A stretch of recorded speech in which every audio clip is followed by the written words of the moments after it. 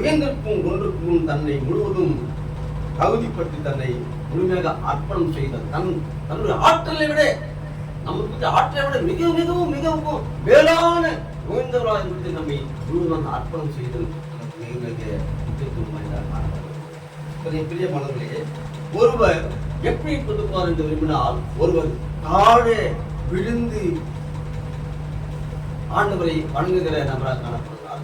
இன்னொருவர் இரு கைகளையும் கூப்பி வணங்குகிற கடவுளை வணங்க முடியும் நாம் பார்க்க முடிகிறது. மூன்றாவதாக இரண்டு கைகளையும் வேலை உயர்த்தி ஆண்டவரை வணங்குவதை நாம் பார்க்க முடிகிறது. இன்னொருவர் கண்களை மூடி ஆழமாக கண்களை மூடி உன்னதத்தை நோக்கி ஆண்டவரை நோக்கி பார்க்கின்ற நபரை நாம் பார்க்க முடிகிறது. நாமெல்லாம் இன்னைக்கு கண்டு தான் பார்க்கணும். ஜபம் செய்வோம்னா கண்ணை இங்க பார்த்துப்பாங்க பார்க்கணும். அலையா சொல்லுமா, அலையா சொல்லுமா, எதுக்கு அலையா சொல்லுங்க? கண்களை மூடி பார்ப்பது அலையா சொல்லுமா? இல்ல, கண்களை ஜபம் செய்வோம் என்றால் நாம் கண்களை மூடுவதற்கு தயக்கங்கள் காட்டுக் கொண்டிருக்கிறோம்.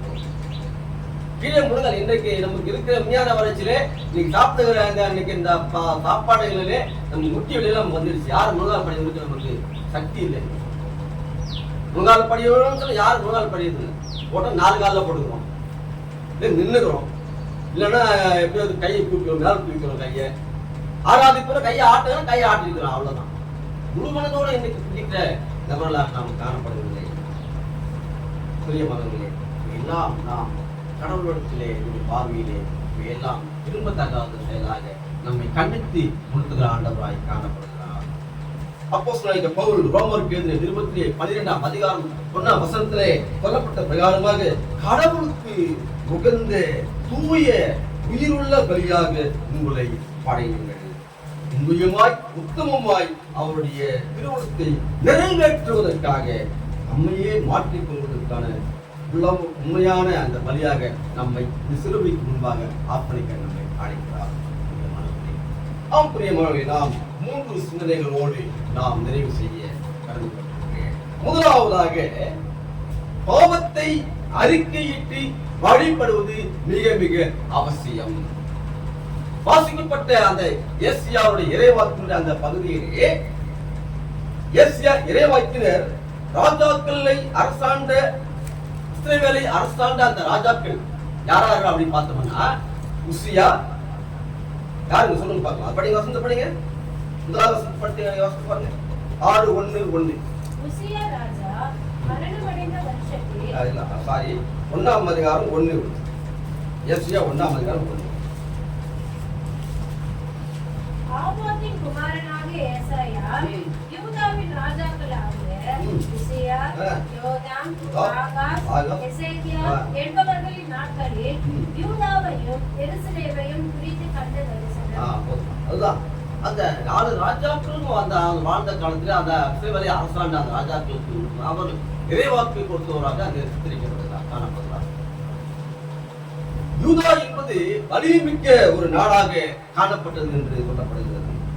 ஆனாலும் கடவுளை அவர்கள் தொடர்ந்து வழிபட மறந்து போன நிமித்தமாக அங்கே அசிரியாவினுடைய அந்த இன்னொரு அரசமைப்புக்கு உட்புகுத்தப்பட்டு அங்கே பாவமான வாழ்க்கையிலே தள்ளப்படுவதை நாம் பார்க்க முடிகிறது. அங்கே இஸ்ரவேலினுடைய நேர்மை வழிபாடுகள் அங்கே கேள்விக்குறியாக்கப்பட்டிருப்பதை நாம் காண முடிகிறது. இன்றைக்கு இருக்கிற இந்த அரசியல் கூட இன்றைக்கு பாருங்கள், இன்றைக்கு இருக்கிற சமநிலை, இன்றைக்கு யாருக்கும் ஒரு மெஜாரிட்டி இல்லாத காரணத்தினாலே இன்றைக்கு அரசியல் ஆட்சியாளர்கள் யாரை கொண்டு இன்றைக்கு ஆட்சி அமர்த்திருந்தார் என்று தெரியும். இது முன்பே குறிக்கப்பட்டிருக்கிறது. இதெல்லாம் அன்னைக்கு இஸ்ரவேலுடைய பாவத்தில் தள்ளப்பட்ட போது முன்னூத்தி வந்து என்ன பண்ணிட்டாங்க, அவன் நாட்டை பிடிச்சி எடுத்துட்டான். அங்க அடிமைத்தனத்துக்கு அங்க உருவாக்காம பயன்பட்டு. இன்னும் நாம் இந்திய நாட்டிலே வளர்ச்சிகளை நாம் இன்னும் பின்தங்க நிலையில் இருந்து கொண்டிருக்கிறோம். சீனா வளர்ச்சி பெற்றுள்ளது, பாகிஸ்தான் வளர்ச்சி பெற்றுள்ளது, இன்னும் பல நாடுகள், இஸ்ரேல், இன்னும் பிரிட்டன் போன்ற நாடுகளே வளர்ச்சிகள் நாடாக காணப்படுகிறது. ஆனாலும் இங்கே நம்மளுக்கு இருக்கிற சமநிலை பயன்பாடு நமக்கு குறைவாக காணப்படுகிறது, சமாதான குறைவு காணப்படுறதுனாலே இன்றைக்கு நாடுகளே நாமே இன்னைக்கு அடித்துக் கொள்கிற ஒரு சூழ்நிலை காணப்படுகிறது. ஏன்னா நம்பிக்கை அந்த வழிபாடுகள் அந்த நம்பிக்கை நமக்கு குறைவாக காணப்படுகிறது.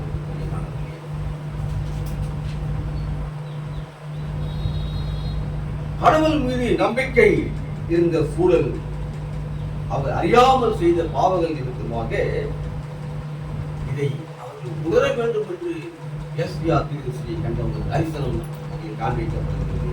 பாருங்கள், எழுச்சி ஊட்டும் சொற்களாலும் செயல்களாலும் அம்மக்களையும் அந்த தலைவர்களையும் நேர்மையோடும் நீதியோடும் வழிநடத்த வேண்டும் என்று ஆண்டவர் விரும்புவதை நாம் பார்க்க முடிகிறது.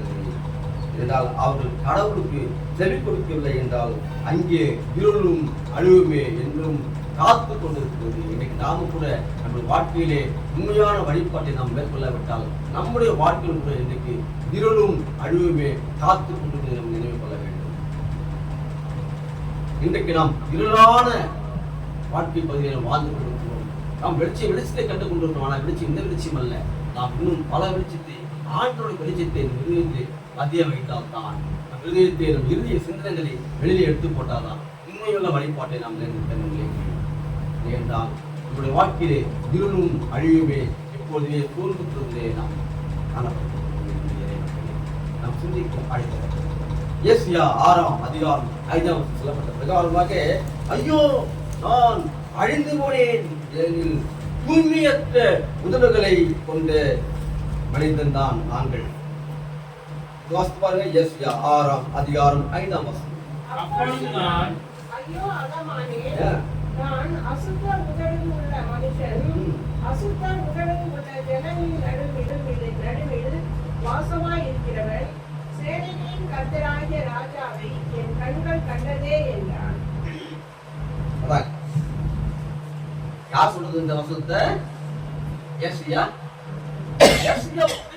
ஒரு தரிசனத்தை காண்றாங்க. அந்த இஸ்ரேல் மக்களை குறித்து எஸ்யாவுக்கு விண்ணகத்தின் மூலமாக கடவுள் தந்த ஒரு வழிபாட்டினுடைய காட்சியை காண்பிக்கிறார். இந்த காட்சி அவருடைய அழைப்பின் காட்சியாக அல்ல. இந்த காட்சி இன்னைக்கு நிறைய பேர் நம்ம சொல்லிக் கொடுத்துருக்கோம். கர்த்தர் என்னை அழைக்கல, கர்த்தர் என்னை அழைக்கலன்னு சொல்லிக் கொண்டிருக்கோம். நிறைய பேர் இங்கதான் சொல்றார் ஏசியா போய்கள, இதை அழைத்தது பற்றி காட்சி அல்ல. ஏனென்றால் துவண்டு போய் இருந்த இஸ்ரவேல் அரசின் நேர்மை அசிரியாவின் கையிலே மண்டி விட்டது. அவமான வாழ்க்கையிலே தங்களை ஈடுபடுத்திக் கொண்டது நிமித்தமாக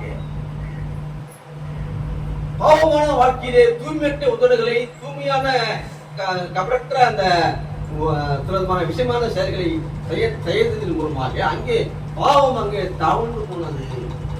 அதனால்தான் அசிரியாவின் கையிலே இஸ்ரவேலை அங்கே கைப்பிடிச்சு அவங்க நாட்டை கைப்பற்றினார். இதுதான் ஏசியா தீர்க்கதரிசி மூலமாக ஆண்டவர் யார் மக்களே, நான் வந்த மக்களே இப்படி மாறி வீணாய் பாழாய் போயிட்டாங்கன்னு சொல்லிட்டு என்ன பண்ணாரு? ஏசியா மூலமாக அங்கே ஒரு தரிசனத்தை காண்பித்து துவண்டு போய் அங்கு வீழ்ந்து போய் அங்கே அந்த ஜென்மங்கள் எல்லாம் பள்ளத்தாக்கிலே மண்டியிட்டு நிலையிலே அவனுக்கு உயிரை கொடுத்து, புத்துயிரை கொடுத்து, பலத்தை கொடுத்து, சத்தத்தை கொடுத்து, நீ எழுப்பி கொண்டு வா அப்படின்னு சொல்லி ஏசியா மூலமாக அங்கே இறைவாக்கி கொடுத்து நாம் பார்க்க முடியும். பிரியமானவர்களே, துன்பம் வரும்போது நம்முடைய பாவ வாழ்க்கையிலே இதை விட்டு நம்மை காண்பித்துக் கொள்வது, துன்பம் வரும்போது நாம் துவண்டு போகிறோம். பாவ வாழ்க்கை வரும்போது நாம் என்ன செய்வது தெரியாமல் நம்மை தாழ்த்தி நம்மை அர்ப்பணித்து பார்க்க முடியும். ஏனென்றால் துவண்டு போகிறோம். ஒரு செயலை செய்யும் போது அது நிறைவேறவில்லை என்றால் துவண்டு போகிற ஒரு சூழ்நிலை இன்னைக்கு நம்மளுக்கு காணப்பட்டு. பிரியமானவர்களே, இன்றும் நாமும் கூட தூய்மையற்ற உதவிகளை கொண்டவர்களாக இன்றைக்கு ஆலயத்துக்கு வருவதற்கும் ஆலயத்தை ஊழியம் செய்வதற்கும் பல கடவுளுடைய பணியை செய்வதற்கும் நம்முடைய தூய்மையான உதவிகள் இன்றைக்கு செயல்படவில்லை. தூய்மையான உதவிகளை கர்த்தர் விரும்புகிறதை பார்க்க முடிகிறது. பாருங்கள், இயேசு கிறிஸ்துவோட கடலில் நடந்த போது அங்கே ஒருவர், நான் கடல் மேல நடந்து வரட்டுமா அப்படின்னு கேட்டார். யார் ஒருத்தர் கடல் மேல நான் நடந்து வரட்டுமா ஒருத்தர் கேட்கிறாரு. யாருமா? பிள்ளைகள். பேதுருவானவர் கேட்கிறார், கடல் மேல இயேசு கிறிஸ்து கடல் மேல அந்த கடல்ல இருக்கும், நான் கடல்ல நான் நடந்து வரட்டுமான்னு கேட்கிறாரு. அப்போ என்ன சொல்றாரு, நடந்துதானே வரணும், உண்மையான கடவுளை வழிபட்டு நடந்துதானே வரணுமே. என்ன பண்ணாரு, பயம். நம்முடைய உதட்டுகளிலே சரியான சொல், தூய்மையற்ற செயல் நம்மை பாவத்துக்குள் வழிவகுக்கிறது. அதனால அவன் கீழே அமிழ்ந்து போகிற ஒரு சூழ்நிலை. நேரடியாக உண்மையான கடவுளை பார்த்து கொண்டிருக்க பொழுதே அவனுக்கு தூய்மையான அந்த உதட்டலை அங்கே காண முடிகிறது, தூய்மையற்ற செயலாய் அங்கே கண்டிக்க. பேதுரு ஏன் அப்படி விசுவாசியா இருக்கிறாய் என்று கண்டிக்கத்தக்க ஆண்டவராய் காணப்படுகிறார். நம்மிலும் தூய்மையற்ற இவர்கள் செயல்படுவதன் நிமித்தமாக நாம் பாவ வாழ்க்கையை விட்டு கடவுளை வழிபடுவது என்பது எனக்கு தகுதியற்றவாக காணப்பட்டுள்ளன. பிரியமானவர்களே, ஆனால் பேதுருவானவர் அங்கே மறுதளித்த போது பாவத்தை அறிக்கையிட்டு மனம் கசந்து அருளான் என்று சொல்லப்பட்டுக் கொண்டிருக்கின்றன. இன்றைக்கு நாம் கூட இந்த பாவ வாழ்க்கையிலே நாம் விடுபட்டு மனம் கசந்து அழுகிற பிள்ளைகளாக நாம் இன்னைக்கு இருக்கிறோமா? பாவ வாழ்க்கையை நாம் உணர்ந்த பிள்ளைகளாக நாம் இன்னைக்கு வாழ்ந்து கொண்டிருக்கிறோமா? கடவுளத்தை நாம் முறையான வழிபாட்டை நாம் கலந்து கொண்டு அவருடைய துதிப்பதற்கும் போற்றுவதற்கும் உண்மையான வழிபாட்டை அவர் முன்பாக நாம் செய்து கொண்டிருக்கிறோமா? இன்னைக்கு உண்மையான வழிபாடு குறைவாக காணப்பட்டுள்ளன. யோபு எழுந்த புத்தகத்திலே 40ஆம் அதிகாரம் 4ஆம் வசனம் சொல்லப்பட்ட பிரகாரமாக, இதோ நான் அற்பமானவன், நான் ஒரு எளியவன் என்று சொல்லப்பட்டது பிரகாரமாக நான் தூய்மையற்றவன், தூய்மையற்ற மனுமக்கள் மத்தியிலே நான் வாழ்ந்து கொண்டிருக்கிறேன். என்னை மன்னித்து என் வாழ்வை மாற்றும் ஆண்டவரே என்று நீங்கள் கெஞ்சி கேளுங்கள், அவர் இறங்கி வருகிற கர்த்தராய் இருக்கிறார். அல்லேலூயா. நீங்கள் என்னுடைய பாவங்களை மன்னித்து முழுவதுமாக தன் இருதயத்தை சுத்திகரித்து தன் பாவங்களை மன்னிக்கும் பொழுது அவரின் வாழ்வை மாற்றுகிற ஆண்டவராய் காணப்படுகிறார். அல்லேலூயா. நீதிமொழிகள் 28:13 சொல்ற பிரகாரமாக, தன் பாவங்களை மறைத்தவன் வாழ்வடைய மாட்டான், அதனை அறிக்கை செய்து விடுவான், இரக்கம் பெறுவான் என்று எவ்வளவு அழகாக கர்த்தருடைய வசனம் அங்கே புறப்பட்டு நாம் பார்க்கிறோம். இப்படியாக இஸ்ரவேல் மக்கள் வழிநடத்தின மோசேயை போல மோசே இஸ்ரவேல் மக்களை வழிநடத்த போது அவரை நெருங்குவதை நாம் பார்க்க முடிகிறது. நான் எப்பிலிருந்து அங்கே இருந்திருப்போமே, என்னையே சாவடிக்க கொண்டு வந்தேன். பலவிதமான பாவ வாழ்க்கையிலே வாழ்ந்து கொண்ட மக்களை குறித்து ஆண்டவரை முறையிடும் போது, ஆண்டவரே பாவங்களை நீர் மன்னியும் என்று மோசேயை போல நாம் இறங்குகிற மக்களாய் காணப்படுவோமா? நம்முடைய பாவ வாழ்க்கையை நாம் உணர்ந்த மக்களாய் இன்னைக்கு நாம் காணப்படுவோமா? நாம் என்ன செய்து கொண்டிருக்கிறோம் நம்முடைய வாழ்விலே? கடவுளுக்காக நீங்கள் என்ன ஒரு புலி, ஒரு சின்ன கடுகளவு கூட நீங்கள் எங்களுடைய வாழ்க்கையிலே நீங்க என்ன செய்து கொண்டிருக்கிறீர்கள்? இன்றைக்கு நாம் எத்தனை ஆத்மாக்களை இங்கே நாம் கொண்டு வந்திருக்கிறோம், நாம் சிந்திக்க அழைக்கப்பட்டிருக்கிறோம். எத்தனை ஆத்மாக்களை நாம் இந்த உயிருள்ள தேவனை தரிசிக்க நம்ம அழைப்பித்துக் கொண்டிருக்கிறோம், நாம் சிந்திக்க அழைக்கப்பட்டிருக்கிறோம். பலவிதமான பாவ வாழ்க்கையிலே வாழ்ந்து கொண்ட மக்களை குறித்து ஆண்டவரை முறையிடும் போது, ஆண்டவரே பாவங்களை நீர் மன்னியும் என்று மோசேயை போல இன்னைக்கு நாம் இறங்குகிற மக்களாய் காணப்படுவோமா? நம்முடைய பாவ வாழ்க்கையை நாம் உணர்ந்த மக்களாய் இன்னைக்கு நாம் காணப்படுவோமா? நாம் என்ன செய்து கொண்டிருக்கிறோம் நம்முடைய வாழ்விலே? கடவுளுக்காக நீங்கள் என்ன ஒரு புலி, ஒரு சின்ன கடுகளவு கூட நீங்கள் எங்களுடைய வாழ்க்கையிலே நீங்க என்ன செய்து கொண்டிருக்கிறீர்கள்? இன்றைக்கு நாம் எத்தனை ஆத்மாக்களை இங்கே நாம் கொண்டு வந்திருக்கிறோம், நாம் சிந்திக்க அழைக்கப்பட்டிருக்கிறோம். எத்தனை ஆத்மாக்களை நாம் இந்த உயிருள்ள தேவனை தரிசிக்க நம்ம அழைப்பித்துக் கொண்டிருக்கிறோம், நாம் சிந்திக்க அழைக்கப்பட்டிருக்கிறோம். பிரியமானவர்களே, இது நாம் பலிபீடத்துக்கு முன்பாக உட்கார்ந்திருக்கிற நீங்கள் நான் எல்லாருமே என்ன பண்ணணும்னா, மறுவாழ்வு பெறுவதற்கும் புதிய மானுடம் கரைத்து வருவதற்கும் அவருடைய இறை ஆசி உண்மையான வழிபாடு நிறுவனமாக பாவங்களை அறிக்கை செய்து நாம் விட்டுவோம் என்றால் உண்மையான வழிபாட்டின் நிறுவனமாக அவர் இறங்குகிற கடவுளாய் செயல்படி நாம் பார்க்க முடிகிறது. பிரியமானவர்களே, ஏசியா இறைவாக்கினர் அங்கே தோண்டு போயிருந்த அந்த இஸ்ரவேல் மக்களுக்கு புதிய எழுச்சி ஊட்டும் நற்சொற்களாலே அவர் மீண்டும் புத்திரையை செய்கிற ஆண்டவராய் காணப்படுகிறார். பாவங்களை விட்டு திரும்பி வாருங்கள் என்று அழைத்ததை பார்க்க முடிகிறது. நாம் பாவங்களை விட்டு அவருக்கு முன்பு நாம் வரும்போது அவர் நம்மை அழைப்பதற்கு தேவனாய் காணப்படுகிறார். எப்பொழுதுமே கர்த்தர் நீதி உள்ளவர், உண்மை உள்ளவர் நாம் சிந்திக்க ஆயப்படுவோம். பிரியமானவர்களே, இரண்டாவதாக நற்செய்தியை உள்வாங்கி வழிபடுவது மிக மிக அவசியம் சொல்லப்படுகிறது. பிரியமானவர்களே, 2 தெசலோனிக்கேயர் 2ஆம் அதிகாரம் 14 சொல்லப்பட்ட பிரகாரமாக நற்செய்தியின் வழியாக உங்களை அழைத்திருக்கிற தேவன். நற்செய்தி என்றால் என்ன? மேசியாவின் வருகை குறித்து சொல்லப்பட்டிருக்கிறது. அவர் மேசியா எப்படிப்பட்டவர்? அற்புதம் நிறைந்த ஒரு செயலை செய்கிறவர். அடையாளங்கள் நிமித்தமாக அங்கே அடையாளங்களை காண்பிக்கிற ஆண்டவர். இறப்பு உயிர்ப்பு நிமித்தமாக நமக்கு புத்தி எழுச்சி, புது உணர்வு, புத்துணர்ச்சி, புத்தாக்கம் செய்கிற ஆண்டவராய் காணப்படுகிறார். 2 தெசலோனிக்கேயர் 2ஆம் அதிகாரம் 13 பிரகாரமாக உண்மையை நம்பி மீட்பு அடையும்படி கடவுள் முதலில் நம்மை தெரிந்து கொண்டிருக்கிறார். அல்லேலூயா சொல்லுமா? 2 தெசலோனிக்கேயர் 2ஆம் அதிகாரம் 13ஆம் வசனத்தை வாசிப்பார். கர்த்தருக்குப் பிரியமான சகோதரரே, நீங்கள் ஆவியிலே பரிசுத்தமாக்கப்படுகிறதினாலும் சத்தியத்தை விசுவாசிக்கிறதினாலும் ரட்சிப்படையும்படிக்கு ஆதி முதல் தேவன் உங்களை தெரிந்து கொண்டபடினாலே நாங்கள் உங்களை குறித்து எப்பொழுதும் தேவனை ஸ்தோத்தரிக்க கடனாளிகளாய் இருக்கிறோம். ஆதி முதற் கொண்டு அப்படின்னு நம்மை தாயின் கருவிலே உருவாவுக்கு முன்னே நம்மை தெரிந்து கொண்டிருக்கிற தேவன். இன்றைக்கு நீங்கள் எல்லாம் இன்றைக்கு வழிபட்டு கொண்டிருக்கிறீர்கள் என்றால் உங்களை தாயின் கருவிலே நான் இந்த மகளை இந்த பிள்ளையை நான் தெரிந்து கொண்டேன். ஆணித்தரமாக ஆண்டவர் அற்புதங்கள் அடையாளங்களுமாக நம்மை வழிபட வேண்டும், உண்மையான கடவுளை வழிபட வேண்டும் என்று அவர் தெரிந்து கொண்டிருக்கிறார். இன்னைக்கு உங்களுடைய வழிபாடு இன்றைக்கு எப்படி இருக்கிறது? கேள்விதான். எல்லாருமே கேள்விதான், எனக்கும் கேள்விதான்.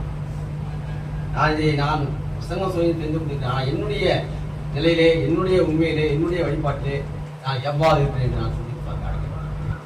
ஒவ்வொருவரையும் சிந்தித்து பார்க்க ஆரம்பிக்கிறேன். புத்தகம் செஞ்சுட்டா நான் நல்லவன் கிடையாது, வேற பசிட்டா நல்லவன் கிடையாது.